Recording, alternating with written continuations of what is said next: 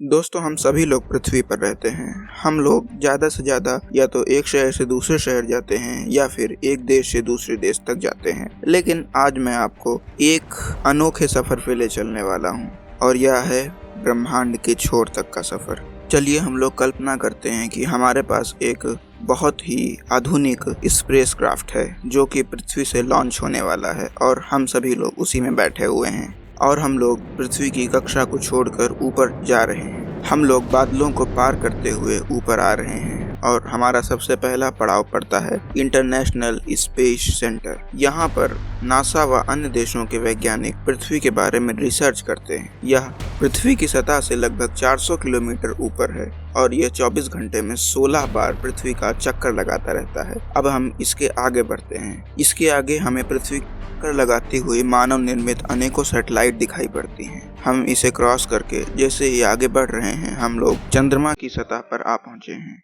जी हाँ, ये वही चंद्रमा है जहां पर टोटल 12 एस्ट्रोनॉट जा चुके हैं, जिनमें से नील आर्मस्ट्रांग अब तक का पहले एस्ट्रोनॉट थे। हम मून को पार करते हुए वीनस यानी शुक्र ग्रह पर पहुंचते हैं। शुक्र ग्रह पर हमेशा बारिश हुआ करती है, लेकिन रुकिए, ये बारिश पानी की नहीं बल्कि एसिड की होती है। यहाँ पर सल्फ्यूरिक एसिड की हमेशा बारिश हुआ करती है, जिससे इसका टेम्परेचर बहुत हाई रहता है। शुक्र ग्रह के बाद हम अपनी जर्नी में आगे चलते हुए मंगल ग्रह पर पहुंचते हैं। मंगल ग्रह अपने सौरमंडल की दृष्टि से सबसे रहस्यमयी जगहों में से एक है। अब हम अपने स्पेसक्राफ्ट में बैठकर मंगल ग्रह को छोड़कर जुपिटर ग्रह की ओर जाते हैं, लेकिन रास्ते में हमें एक बहुत बड़ी एस्टेरॉयड बेल्ट का सामना करना पड़ता है। यह एस्टेरॉयड बेल्ट में अनेकों चट्टानें हैं जो कि बहुत बड़े बड़े साइज की हैं। यहाँ तक कि इनका आकार इतना बड़ा है कि इन पर कईयों शहर बसाए जा सकते हैं। यदि ये चट्टानें मिल जाती तो एक पृथ्वी जैसे या उससे बड़े ग्रह का निर्माण किया जा सकता था। इन एस्टेरॉयड बेल्ट्स को पार करते हुए ग्रह पर पहुंच चुके हैं। यह सबसे बड़ा ग्रह माना जाता है। इसके साथ ही जैसे अपनी पृथ्वी का एक चंद्रमा है, उसी प्रकार इस ग्रह के दर्जनों चंद्रमा हैं। अब हम लोग इस ग्रह को छोड़कर अपने अगले ग्रह शनि की ओर बढ़ते हैं। जैसे जैसे हम आगे जाते हैं हमारी पृथ्वी बहुत ही छोटी होती जाती है। यहाँ से पृथ्वी को देखने पर एक डॉट के समान दिख रही है। अब हम लोग शनि ग्रह पर पहुंच चुके हैं। अब इस शनि ग्रह के चंद्रमा की ओर चलते हैं। शनि ग्रह का एक चंद्रमा है जो कि टाइटन के नाम से जाना जाता है। इस पर बारिश और ऋतुएं बदलने जैसी घटनाएं सामने आती हैं। लेकिन रुक जाइए, यहाँ पे बारिश पानी की नहीं बल्कि प्राकृतिक गैसें यानी नेचुरल गैसेस की होती है। इन पे इतना नेचुरल गैसेस का भंडार है कि कईयों शहर इन नेचुरल गैसेस की बदौलत चलाए जा सकते हैं। अब हम लोग नेपच्यून अर्थात वरुण ग्रह को क्रॉस करके आगे बढ़ रहे हैं। लेकिन एक मिनट, अब हमारे सामने एक बहुत ही बड़ा खतरा सामने आने वाला है, जो है कुइपर बेल्ट। यह बेल्ट एस्टेरॉयड बेल्ट की तुलना काफ़ी बड़ी है। इसमें बहुत बड़े बड़े एस्टेरॉयड्स इधर से उधर अनियमित गति कर रहे हैं। प्लूटो ग्रह, जो कि सौरमंडल के ग्रहों से निकाल दिया गया है, वह भी इसी कुइपर बेल्ट का हिस्सा है। लेकिन अभी भी यहाँ तक सूर्य के गुरुत्वाकर्षण शक्तियों का अनुभव किया जा सकता है। अब जैसे जैसे हम आगे बढ़ रहे हैं हम लोग पृथ्वी से बहुत दूर आते जा रहे हैं। अब हम लोग पृथ्वी से लगभग 13 बिलियन किलोमीटर्स दूर आ चुके हैं। यहाँ पर एक सेडेना नाम का ग्रह है जो सूर्य के गुरुत्वाकर्षण के कारण अभी भी उसकी परिक्रमा कर रहा है और इस सेडेना ग्रह को सूर्य का एक चक्कर लगाने में 10,000 सालों का समय लगता है। अब सेडेना ग्रह को क्रॉस करते हुए जैसे ही हम लोग आगे बढ़ रहे हैं वैसे ही हम लोग इंटरस्टेलर स्पेस में पहुंचते जा रहे हैं। लेकिन रुकिए, ये क्या है? ये तो वज्र-1 स्पेसक्राफ्ट है। जी हाँ, ये वही स्पेसक्राफ्ट है जो कि पृथ्वी पर इंसानों द्वारा बनाया गया है और यह अब तक का सबसे दूर जाने वाला उपग्रह है जिसे कि मनुष्य ने बनाया हो। यह पृथ्वी से अब तक का कुल 19 अरब किलोमीटर दूर जा चुका है और इसकी स्पीड जानकर तो आप हैरानी हो जाएंगे। यह बंदूक की बुलेट से भी 20 गुना ज़्यादा तेज़ी से आगे जाता ही जा रहा है। अब आगे बढ़ते ही हमें बहुत सारे कॉमेट्स यानी धूमकेतु मिलते हैं। इतनी दूर होने के बावजूद भी ये सूर्य की ग्रेविटी से यहाँ तक बंधे हुए हैं। इनमें से तो कुछ ऐसे कॉमेट्स हैं जिनमें पानी का भंडार है जो कि बहुत ज़्यादा मात्रा में है। इनका अगर पानी मिला दिया जाए तो हमारी पृथ्वी पर जितना पानी है उससे भी कई ज्यादा मात्रा में पानी यहाँ पे मौजूद होगा। कुछ वैज्ञानिकों का मानना है कि धरती पर पानी भी इन्हीं कॉमेट्स के कारण ही आया होगा। बस अब हम लोग अपने सौरमंडल के एकदम अंत पर खड़े हैं। इसके आगे सब एकदम अंधेरा सा है।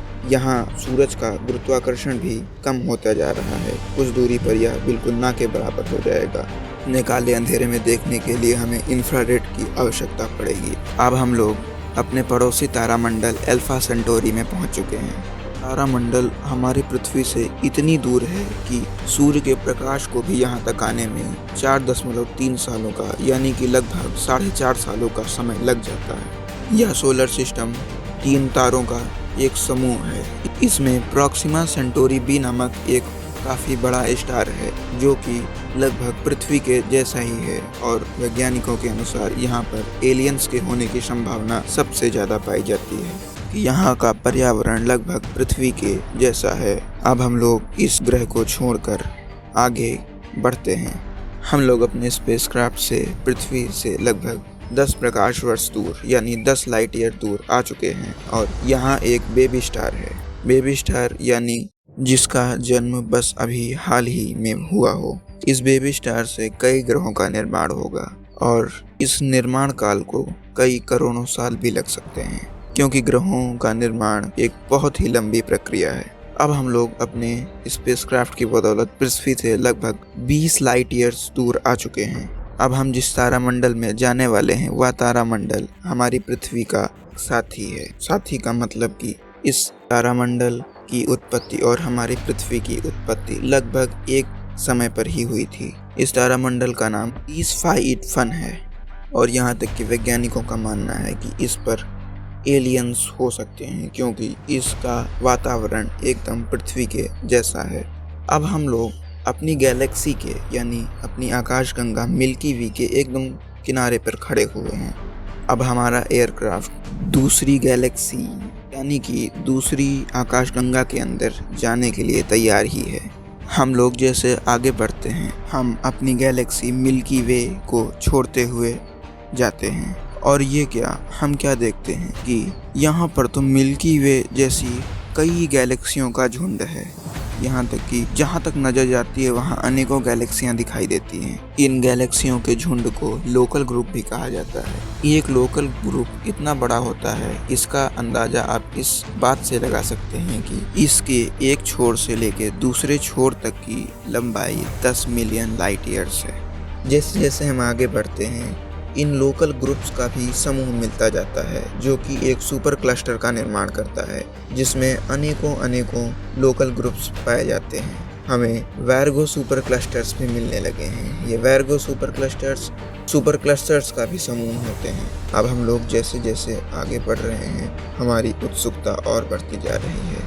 अब बहुत सारे वैर्गो सुपर क्लस्टर्स मिलकर एक यूनिवर्स का निर्माण कर रहे हैं जिसे ऑब्जर्वेबल यूनिवर्स कहते हैं। क्या यही है ब्रह्मांड का अंत? शायद नहीं। यहाँ भी, क्योंकि मनुष्य के द्वारा अब तक का केवल यहीं तक की जानकारी प्राप्त की जा पाई है। यह मनुष्य की जानकारी का अंतिम छोर हो सकता है, लेकिन अंतिम बिंदु हो सकता है या नहीं, इसकी जानकारी देना अभी तो बहुत ही मुश्किल है। वैज्ञानिकों को इसके आगे के ग्रहों या ब्रह्मांडों की जानकारी इसके कारण नहीं मिल पा रही है, क्योंकि इसके आगे से प्रकाश आ ही नहीं पा रहा है। अगर प्रकाश दूसरे गैलेक्सीज या दूसरे ब्रह्मांड से ऑब्जर्वेबल यूनिवर्स के अंदर आके हमारे पृथ्वी तक आता है तो हम लोग इस ऑब्जर्वेबल यूनिवर्स के आगे की भी सोच सकते हैं। लेकिन खैर अभी तक तो कोई ऐसी जानकारी उपस्थित नहीं हुई है। हम ये भी नहीं कह सकते कि यह ब्रह्मांड का अंतिम बिंदु है और यह भी नहीं कह सकते कि इसके आगे भी ब्रह्मांड है। अभी भी अंतरिक्ष के कई ऐसे राज हैं जो वैज्ञानिकों द्वारा अनसुलझे हैं। खैर हमारे एयरक्राफ्ट में तो हम लोगों ने जहाँ तक वैज्ञानिकों की जानकारी थी वहाँ तक की यात्रा की। और आपको क्या लगता है कि इसके आगे भी यूनिवर्स हो सकता है? अपनी राय ज़रूर बताएं।